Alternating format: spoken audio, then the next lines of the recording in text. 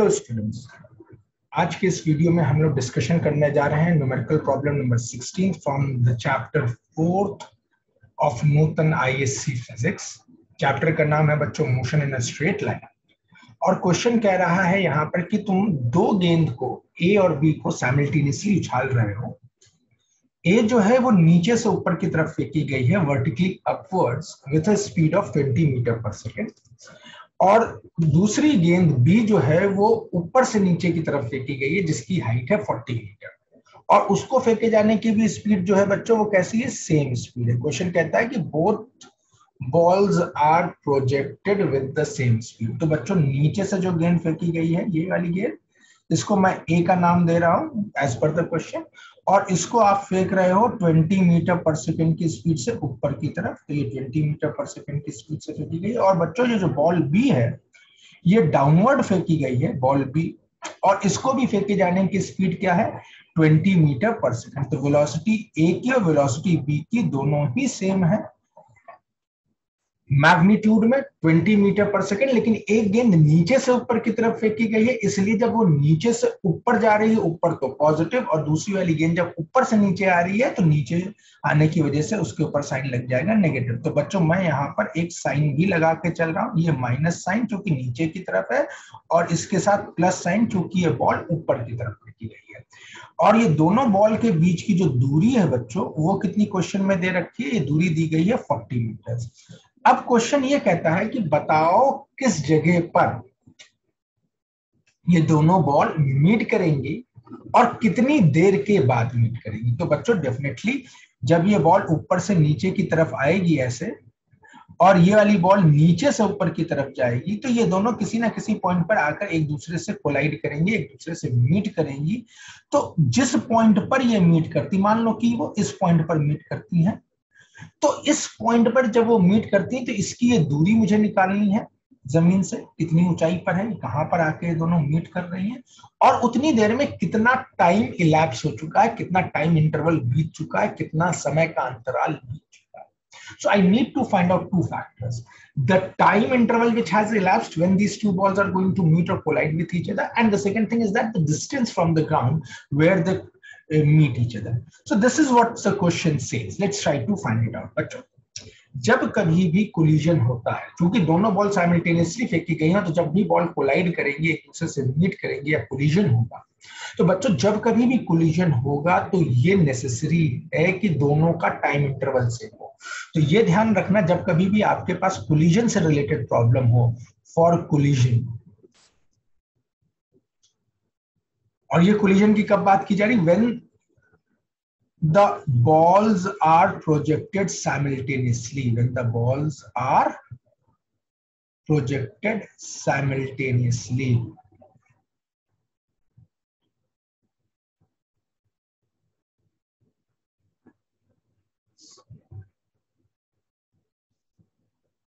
ठीक बात। तो जब दोनों बॉल साइमल्टेनियसली प्रोजेक्ट की गई हैं और उन दोनों का मीटिंग हो रहा है या कोलिजन हो रहा है, then the time elapsed must be the same. Then the time elapsed for both balls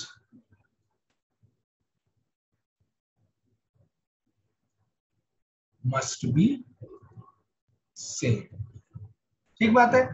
तो जब कभी भी आपके पास ऐसे प्रॉब्लम्स दिए जाएंगे कोलिजन से रिलेटेड या मीटिंग से रिलेटेड, तो एक बात का विशेष तौर पे ध्यान रखिएगा कि दोनों चीजों को मीट करने के लिए टाइम इंटरवल सेम रखना है। टाइम इंटरवल जब सेम होगा तभी दोनों चीजें मीट करेंगी। तो यहाँ पर जितनी देर में बॉल ऊपर से नीचे आएगी, ये बॉल जितनी देर में ऊपर से नीचे आएगी, जो टाइम इंटरवल बीता, अगर मैं कहता हूँ t सेकेंड्स, तो इस बॉल ने जो नीचे से ऊपर गई, तो बच्चों इसमें भी टाइम इंटरवल जो बीतेगा वो कितना हो जाएगा, t ही सेकेंड का टाइम इलैप्स्ड होगा। अब दूसरी बात को समझो। यहाँ पर दूसरी बात जो है वो है डिस्टेंस से रिलेटेड।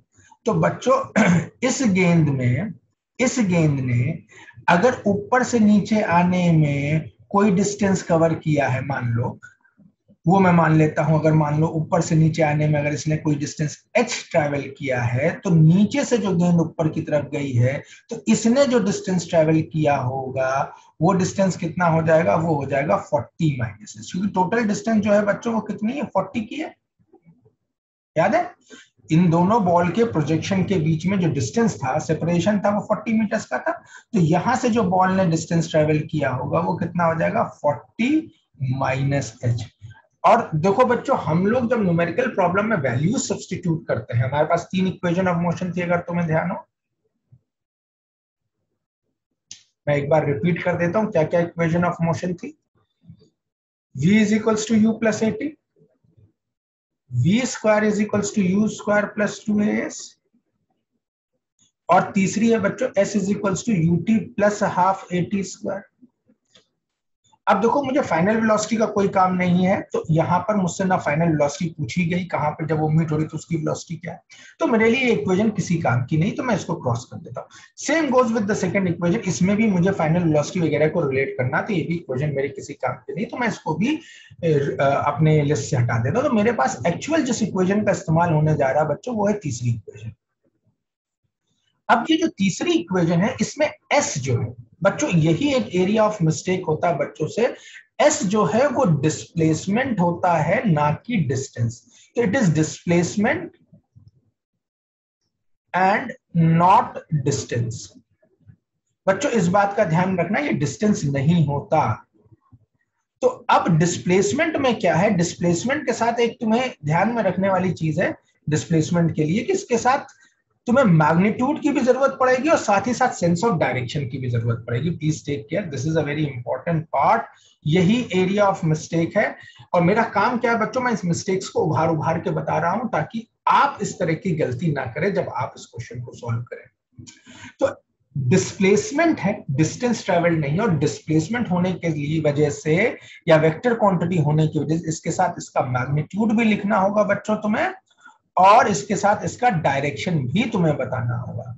तो दोनों ही चीजें इंपॉर्टेंट है, इसका मैग्नीट्यूड भी इंपॉर्टेंट है, इलस्ट्रेट करना, बताना, न्यूमेरिकल में सब्स्टिट्यूट करना या फॉर्मूले में सब्स्टिट्यूट करना, और साथ ही साथ इसका सेंस ऑफ डायरेक्शन। तो चलो इस क्वेश्चन को हम लोग सॉल्व करते हैं बच्चों। तो अब यहाँ पे क्वेश्चन क्या कह रहा है, क्वेश्चन ये कह रहा है कि भाई 2 गेंदें थी, तो हम एक गेंद पहले फॉर बॉल ए के विषय में बात करेंगे, और फिर इसके बाद बॉल बी के विषय में बात करेंगे, और फिर देखेंगे किस तरह से उस इक्वेशन को जो हमें मिली उसको कैसे सॉल्व करना है। तो बॉल ए क्या कर रही है बच्चों, तो बॉल ए जो है वो नीचे से ऊपर की तरफ ट्रेवल कर रही है। ये रही बॉल ए, अगर ध्यान हो तुम्हें, तो बॉल ए क्या कर रही है बच्चों, ये नीचे से ऊपर की तरफ ट्रेवल कर रही है। तो जब ये नीचे से ऊपर की तरफ जा रही है तो इसका डिस्प्लेसमेंट कितना सफर करती, 40 माइनस एच का। तो मैं इसको, हमारे पास इक्वेशन जो है, इक्वेशन ऑफ मोशन जो हम लोग यूज करेंगे इस क्वेश्चन में, वो है s is equals to u t plus half a t square.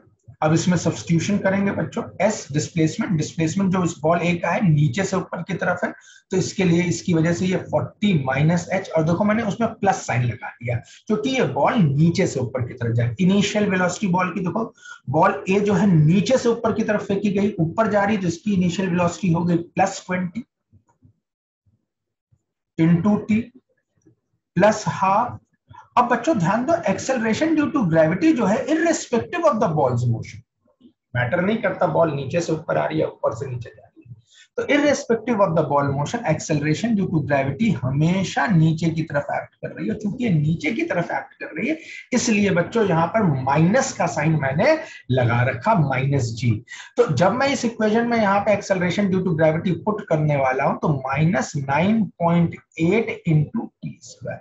What is t, t is the time taken for the ball to move from bottom, from the lowest point, यहां से नीचे से चलते हुए यहां तक, जहां तक वो लोग मीट करने वाले हैं, उस टाइम इंटरवल को मैंने स्मॉल टी से इंडिकेट कर रखा है। एक्सपेक्ट करता हूं मेरी इतनी बात आपके समझ में आ गई होगी।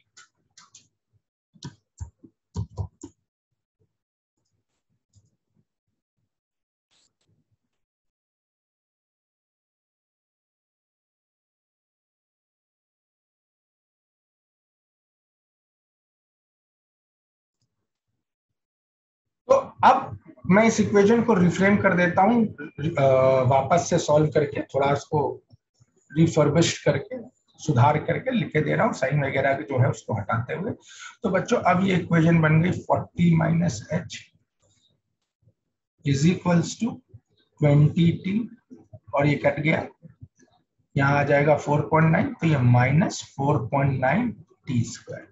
तो बच्चों ये अब आपके सामने एक इक्वेशन आ गई है, और मैं अभी इस इक्वेशन को इक्वेशन नंबर 1 लिख देता हूँ। ये तो बॉल ए की थी, अब साइमल्टेनियसली बॉल बी भी फेंका गया, तो फॉर बी, बॉल बी के लिए इक्वेशन बना लो बच्चों, फॉर बॉल बी। चलिए अब हम इसकी इक्वेशन तैयार करते हैं, और जब इसकी इक्वेशन तैयार करेंगे तो देखिए ये बॉल बी जो है ये किधर से किधर आ रही है, ये ऊपर से नीचे आ रही है। देखो ये बॉल बी जो है ये ऊपर से नीचे आई, अब चूंकि ये नीचे आई है तो बच्चों यहाँ पे डिस्प्लेसमेंट कैसे लिखोगे, माइनस एच। क्लियर है, क्योंकि बॉल ऊपर से नीचे की तरफ आ रही है, डाउन। अब इसकी इनिशियल वेलोसिटी जो है बच्चों वो भी नीचे की तरफ है।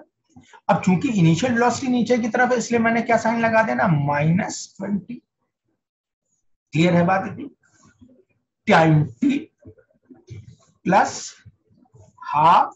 अब एक्सेलरेशन ड्यू टू ग्रेविटी, अरे भैया irrespective of the direction of motion of the body, irrespective of the direction of the motion of the ball, ball कैसे मूव कर रहा है इस पे मैटर नहीं। अरे एक्सेलरेशन ड्यू टू ग्रेविटी हमेशा नीचे की तरफ आ रहा है, इसलिए -9.8 टी स्क्वायर, और ये हो गया -4.9। अब इसको रीसॉल्व कर दो और ये अरेंज कर दो इसको, तो ये कुछ ऐसे बन गया -20t -4.9 टी स्क्वायर, उसको मैं इक्वेशन नंबर 2 लिख देता हूँ।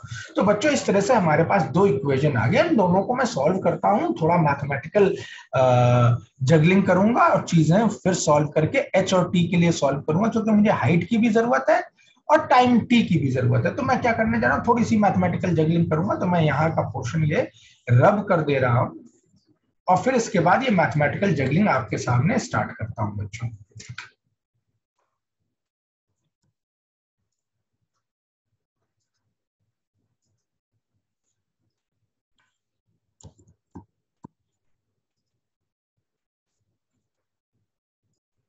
तो पहली इक्वेशन बच्चों हमारे पास जो थी वो क्या थी, वो थी 40 माइनस एच, ठीक है, is equals to 20t -4.9 t square, equation number 1।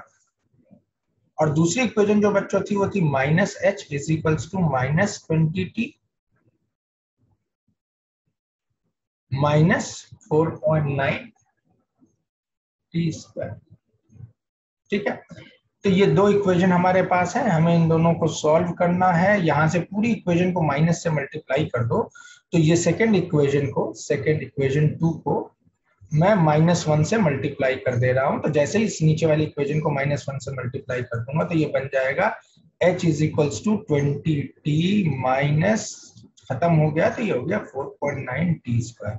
जो अब पहली इक्वेशन क्या है, 40 minus h is equals to 20t -4.9 t square, ठीक है। अब इन दोनों इक्वेशन को उठा के ऐड कर दो, ये कैंसिल हो गया बच्चों, ये कैंसिल हो गया, और ये रह गया 40 is equals to 40t, therefore t is equals to 1 second. तो कितनी देर के बाद दोनों गेंदें आपस में एक दूसरे से मीट कर रही है तुम्हारे सामने बहुत क्लैरिटी से आ गया, और वो है आफ्टर 1 सेकेंड। क्लियर है बात। तो 1 सेकेंड के बाद दोनों गेंदें जो हैं वो आपस में आकर एक दूसरे से मीट कर लेती हैं।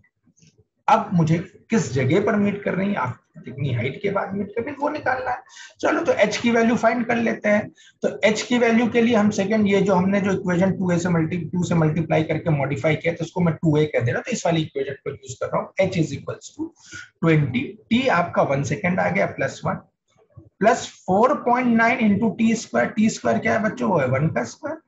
तो h की वैल्यू हो गई 20 plus 4.9 is equals to 24.9 metres. अब देखो ये जो h हमने एज्यूम किया था ये ऊपर से था, तो ऊपर से कितने मीटर्स पर, कितने मीटर बाद, छत से कितने मीटर बाद, 24.9 मीटर्स बाद। तो ग्राउंड से कितना, अरे ग्राउंड से पूरी हाइट कितनी थी, 40 मीटर्स की थी। तो फ्रॉम ग्राउंड अगर मुझे बताना है तो फ्रॉम ग्राउंड क्या हो जाएगा बच्चों, इस डिस्टेंस को फ्रॉम ग्राउंड से जो डिस्टेंस है उसको मैं y कह दे रहा हूं, तो y की वैल्यू क्या हो जाएगी, वो हो जाएगी 40 माइनस h, तो 40 minus 24.9 and that comes going to come out to be equal to 15.1 metre. ठीक है, तो ग्राउंड से बच्चों कितनी हाइट पे इन लोग की मीटिंग हो जाएगी, वो हो जाएगी 15.1 मीटर के हाइट पे आप ग्राउंड से दोनों बॉल को मीट करते हुए पाएंगे। एक्सपेक्ट करता हूं कि मेरे इस सोल्यूशन से आपको एक लाइन, एक डायरेक्शन मिल गया होगा इस क्वेश्चन को सॉल्व करने के लिए, और साथ ही साथ इसके से रिलेटेड जो भी फिजिक्स थी वो भी आपको समझ में आ गई होगी। बच्चों अगर आपको मेरे इस वीडियो से कोई एडवांटेज मिलता है, कोई हेल्प मिलती है, तो please keep liking, subscribing and sharing with your friends. Thank you very much.